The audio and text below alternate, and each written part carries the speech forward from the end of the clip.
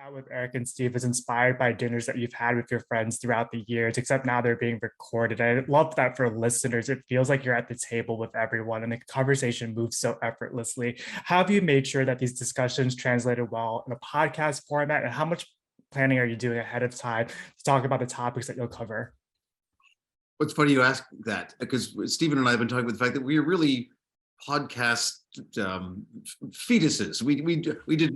I didn't do a lot of them. I'd never done them. When it comes to a format, I didn't think there was one. And Stephen was like, we just chat, right? And I said, yeah. So it is a kind of aimless, formless dinner conversation to this that is both intentional and sort of haphazard. And that's what I think will give it a kind of Shaggy Dog feel. This is a conversation. Every week will be a conversation that you could overhear at the table next to you. It won't be any more formatted than that. And I think that's hopefully the charm. Definitely. Stephen, from the get-go, you both established that this podcast is very self-aware and a medium that's grown in popularity. What makes Eating Out stand out amongst the rest? I would say that it's inherent in the title, We're Eating. And what started out as a kind of a little gimmick to distinguish our podcast from others turns out to be kind of a main component, because eating with friends is something that actually loosens people's tongues, and it disarms them in a way that our conversation becomes rambling in the best sense. It's very natural, and while obviously we do have a format which we've learned to adhere to, I like Eric's use of the word haphazard. I mean, it's both in a positive way. It's, we're chewing, we're eating, we're digesting, and at the same time bonding over our lives and our interactions, and it's a lot of fun, I have to say. I think also because we haven't said to someone, you have something to promote, please come on and promote it. We're not talking. Yeah. We're actually talking to old friends whose major stories we and the audience already knows. What we're trying to get to is the other stories, those backstage stories, the goofy stories, childhood stuff that maybe never gets a chance to come up in a 10-minute interview where you're promoting a movie. But we're not trying to split the atom here. It's unless Adam is on the on the menu, and we need to split it to divide it between the guests so that we can all eat a bit of the atom. Yes, there's such a great chemistry that comes off the podcast, at least within that first episode. How are you deciding who gets paired with who? I mean, it's funny because sometimes we know most everybody who we're speaking to. Yeah. For years, and quite often in different ways. So before we chat with everybody, Eric and I will speak to each other and say, who do you want to interview? Oh, who do you want to introduce first? Do you want to introduce, and then we divide, we figure that out. But we've looked for specific pairings, as one would pair specific wines with specific meals, if you will. But for the most part, everybody is, I would say, an accomplished raconteur or good listener, or these are people who we've actually had meals and conversations with for the most part. We also sometimes we've paired people on purpose. Kevin Pollak and Rachel Lee Cook.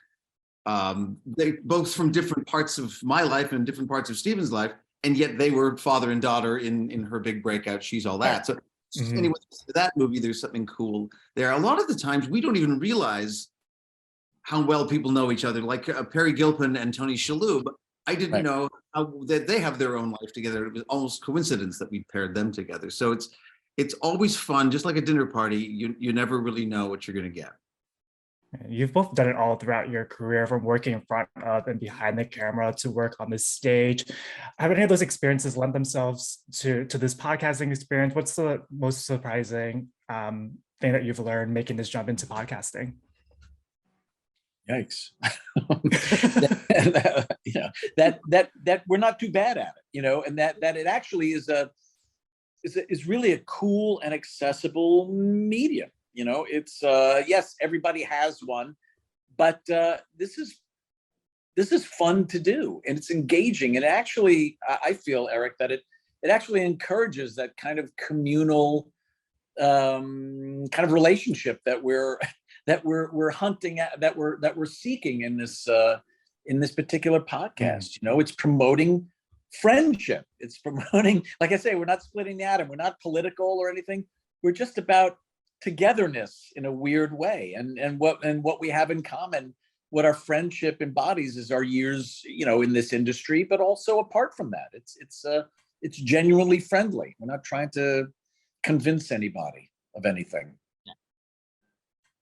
Yeah, speaking of that friendship, the two of you have been friends for over 2 decades. Have you learned anything new about each other now having worked together on this podcast? Or what's a surprising fact? Oh, come on, Eric, you can tell. Tell it. Tell it. Tell them what you just recently learned about me. What was that? About the night eating with pants on? Ah! What? The thing with the soap and the slinkies and the, come on, man. I don't care. I don't care anymore. Soap and the slinkies. Well, I will. Like, what have I learned? I think for me, the main thing I've learned is that we didn't set out to be hosts per se. It's the premise of a dinner is that it is give and take. It's a bit of a free for all. You have to listen to each other to not step on. We eat with a lot of funny guys, and you've got to be listening to the whole conversation to not step on people's jokes, to add to it. And I think what I've learned with Stephen is that we do that well. That we are raconteurs, but we are also listeners, and we are, as if I may steal something Stephen just said, we are such fans of our friends and of each other that lends itself a certain warmth, you know, that takes it above just an interview show. Definitely. And, you know, you have so many incredible guests lined up for this podcast. Is there somebody that you've yet to sit down with that you hope to do so in a future episode? It's a question for the both of you. We have a list of people. We really do, and who, again, we know from years of working in this industry. But you know what? People have lives and they have schedules, and it's hard to coordinate getting two guests on the show, let alone finding one who's got a moment to spare with us. Even though they're all eager to do so, it's been hard, but there's a lot of great, interesting people. I really hope it does go on for a long time because, like Eric said, it's not just the showbiz part, it's the human part, it's the friendship part that is been becoming increasingly more interesting, at least for me, to encounter in these podcasts, in these discussions. And you know, we have got about 10 or 12 of them so far. And each one is, and in a way, an improvement upon the last. Not that any one of them needed improving, but we're evolving, as hosts and as guests at our own podcast too. I mean, becoming a better listener, I have to say. I'm just hoping that the more that we're dropping our second one this week with Bryan Cranston and Julie Bowen. I'm just hoping that the more people in the business that perhaps I don't know very well or haven't met hear what we're doing, that they go, I want to be part of that. You know, that's kind of what happened with Will and Grace eventually, is that when we'd have these guests and you could see how much fun they were having. So other people signed on, and that's what we're hoping to. If you're here eating out with Eric and Steve, come and join us.